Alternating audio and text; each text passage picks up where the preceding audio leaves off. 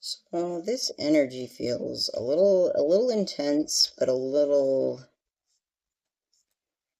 undirected. Almost like you're at like some kind of like rave or party, but you lost your friend group or you're a little bit overstimulated. It's giving Panic at the Disco, I guess. Um,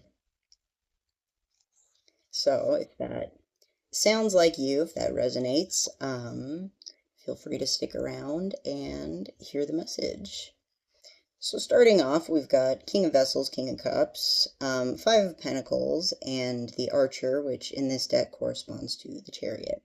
So, it is kind of giving a bit of intensity with the Chariot there.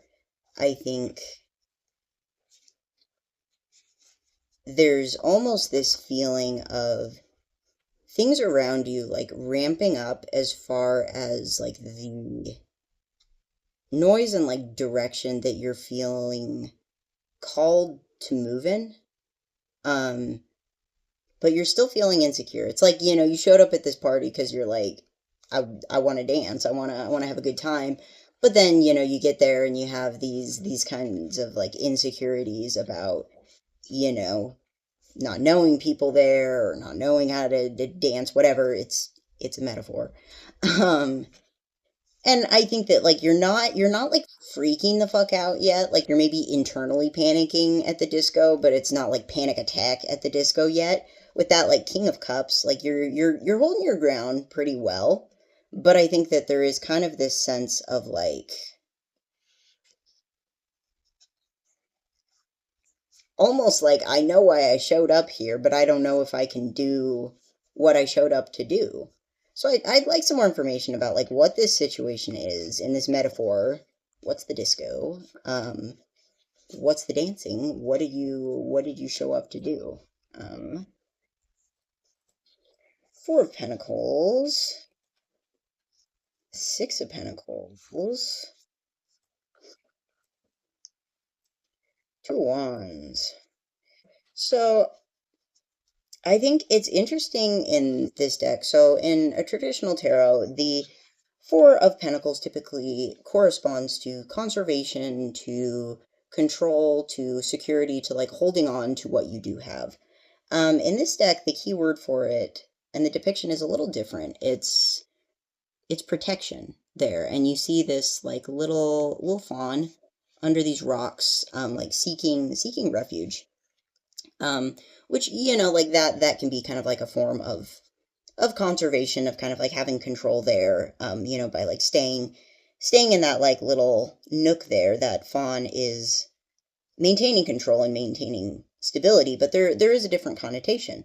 And the same goes for this like Six of Pentacles. That's a little different because in, again, traditional tarot, if you look at the Six of Pentacles, it's about generosity, it's about giving and receiving. You typically see one figure who's a little bit more affluently dressed, providing and offering to a couple of people who look like, beggars or, just very impoverished figures. In this Six of Pentacles, we see the two figures that are, a little destitute, and behind them, like, we see the like beehives that they were maybe maintaining that have been kind of devastated. There's fire in the background, and the key word is exploitation. And like that feels relevant because I was specifically called to like use this deck instead of any of my others, which a lot of times means that there's kind of this, similar but like a little like alternate explanation for what's going on with the energy. And I think that like what the situation that you are in and like kind of what you're trying to do is this other one we got here is Two of Wands, decision, which very similar to the typical Two of Wands, which is all about like moving forward, planning for the future, making decisions. That one's pretty straightforward. But I think that like with the situation that you're in is about like building a future that is different than the, I mean, like different than the past, but specifically in a way where you are safer. Because I'm getting that, like, I think in the past, you showed up to situations and put your best foot forward and you were taken advantage of. Um, if that's you were going back to like the rave metaphor here or the disco metaphor. This would be like, oh, I went out and danced and then I got, trampled, roofied, and made fun of. Not really a fun time. And I think that you are looking to like move forward and make decisions that align with like your best interests, and I think like allowing you to like hear the music, to feel the music, to move in the way that you want to but not be like taken advantage of, which I mean that's a perfectly valid thing. Like I think that you have had to become like very strategic in some cases to avoid this. And I think like for a long time you've been in this position of maybe being like a little bit like tucked away, a little bit tucked away, for your own protection. And I think that you're looking for a way to move forward in. I think that this may also be about career for a lot of people. I think there's a lot of like moving forward in what you're doing in a way that doesn't feel like taken advantage of. And it's like, under the current system that we work under, it's kind of hard to be working and not be exploited in some manner. Like I hate to be a cynic, but that is kind of the case. And I think that you are someone who's kind of aware of that, and I'm getting, especially with that like four and five of pentacles, like you're someone who's almost like a little bit more vulnerable, I think, to certain forms of exploitation, whether that's like you have, some kind of disability, neurodivergency, you know financial situation that makes you a little extra desperate, or a little put some constraints on you, to where I think that something about the way that you are does make you a little bit more vulnerable, because like I said, there's exploitation in pretty much every field. But I am specifically like drawn to this imagery of like it's specifically a fawn there. It's not like a big old stag that's just like seeking protection that it doesn't need. That's like a little baby deer that would actually be very vulnerable if it just ran out on its own. Um, so I think like spirit is asking me to remind you that, like your caution in this situation, and the fact that like you're not just like jumping out on the dance floor with everyone else, jumping out to, like the first opportunity that you have. It's like that's intuitive.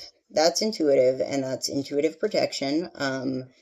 And you're not like doing something wrong or being like, I guess, overly cautious or cowardly. I think you're being very smart about this. And I think that like spirits feeling that way too. Well, we got the Queen of Cups here. We had the King of Cups before. Three of Cups. Page of Swords. So I think that like a lot of, with us getting like both the rulers of the cups suit, there's a lot here, I think, about the path that you choose, especially in regards to your career.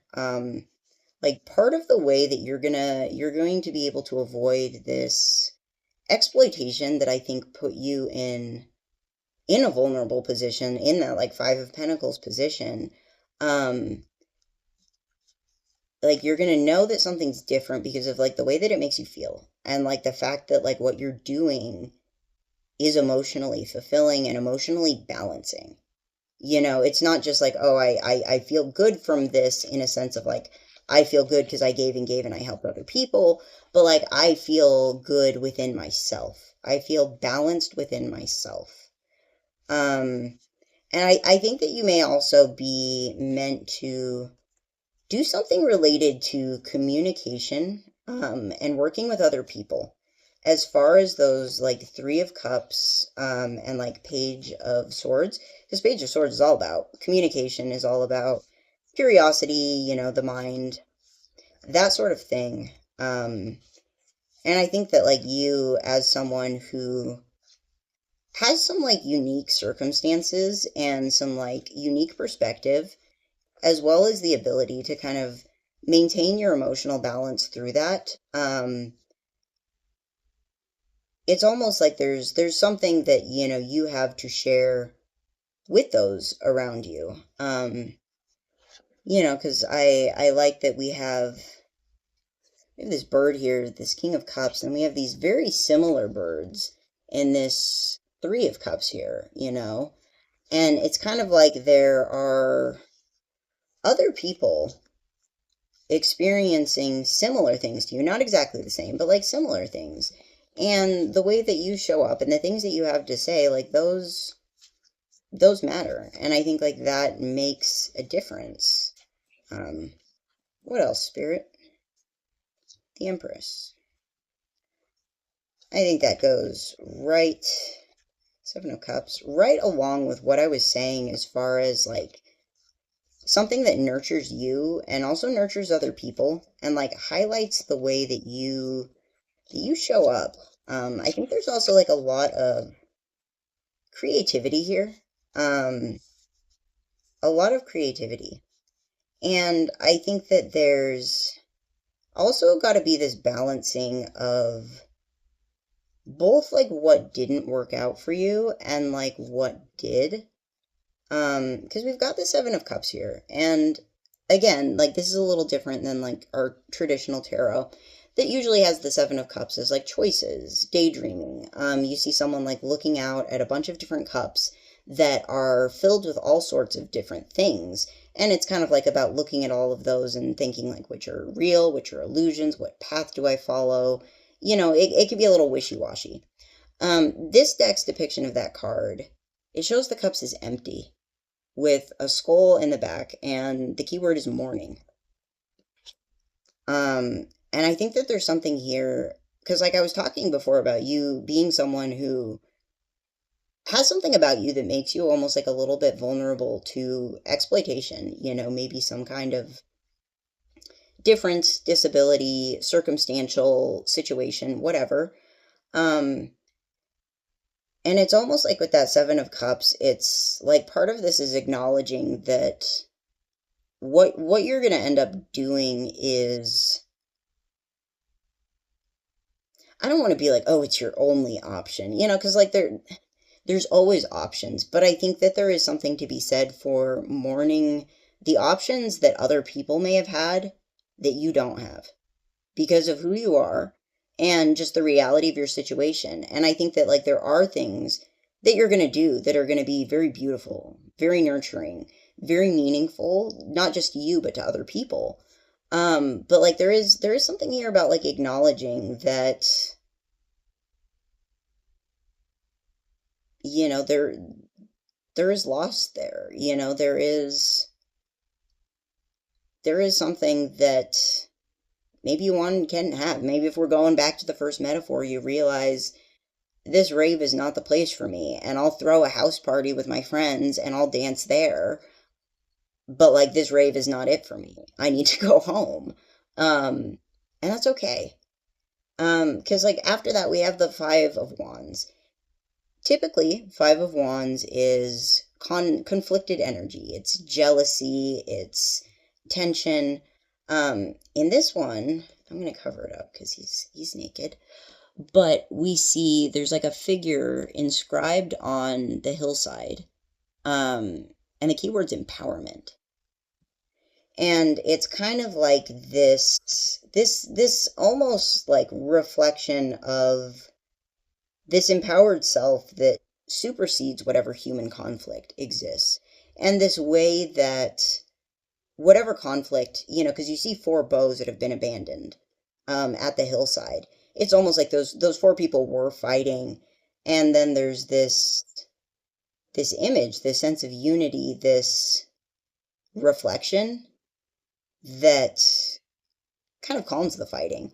And I think that, like, for you, there may have been like this fighting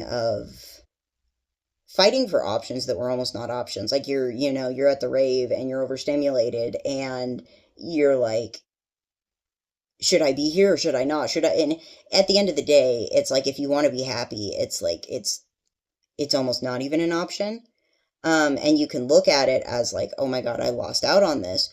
Or, kind of have that like empowered perspective of being like, now I know what does work for me. Now I know what I do want. Now I'm going to throw a fucking house party. It's going to be the greatest house party that ever house partied. And then, I think in that, what you are able to do is become someone who empowers other people and who like brings other people together because, maybe there are other people who are at that rave who don't really want to be there either, who are overstimulated, but like not to the same degree.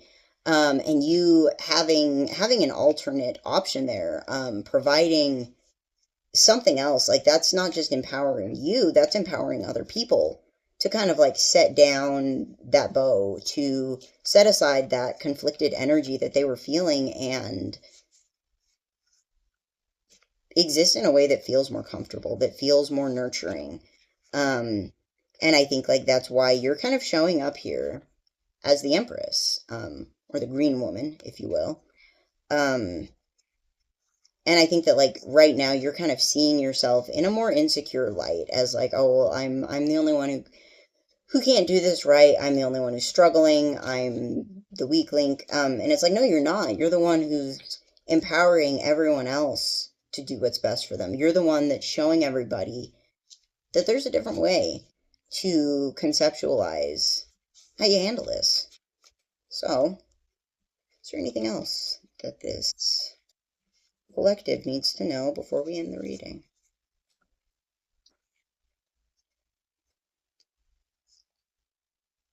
I feel like there's one more card.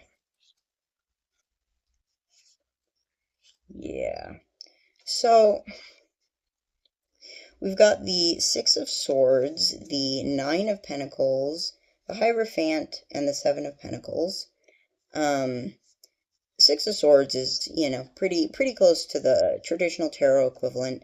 Nine of Pentacles is similar in that there are themes of self-reliance and independence and things like that. But there's a little bit of a different connotation with tradition there. It's almost like empowering oneself, relying on oneself through the traditions and things from the past. And I think that it's really interesting that we got the Six of Swords with that. Because Six of Swords is all about transition. It's moving away. So, like, that's really giving that, you're maybe doing things in a non-traditional way. Then we got the Hierophant, which shows up in this deck as the ancestor.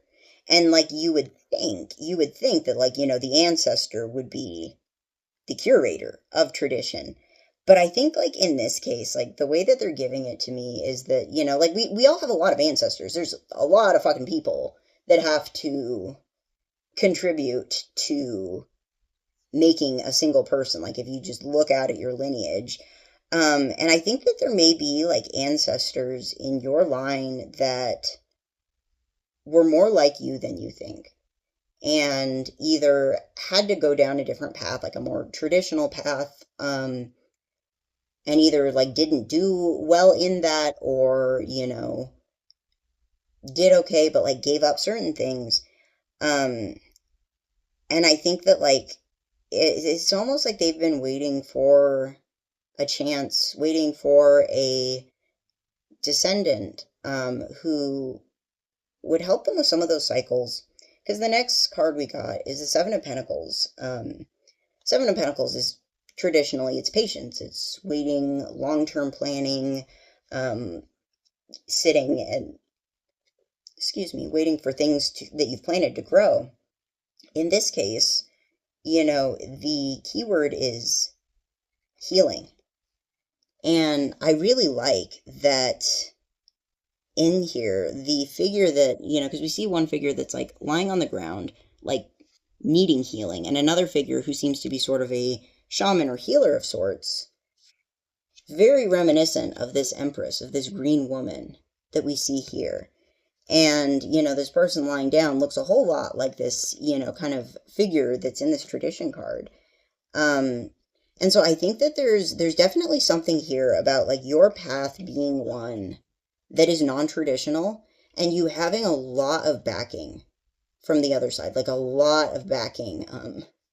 I'm getting like goosebumps as I say that, from your ancestors who have been waiting for this kind of healing, who have been waiting for someone to break the cycle, someone to say like, we're doing things differently. We're doing things differently. And whether that looks like you taking on a completely non-traditional kind of like workspace, whether that means you just breaking the patterns that were set for you as far as how you should show up in those situations, based on what you've learned from society, your family, whatever, you're doing things differently. And that's not a bad thing. That is something that I think in your lineage has been a long time coming. And you have like a lot of ancestral support for where you are now. And so like even if you feel like you're alone, I think that if you tap in, like you'll feel them, and you will find more support than you realized, and find, I think, more opportunities start to crop up after you do that in whatever path it is that you're going down. So I think that's all for now, but good luck out there.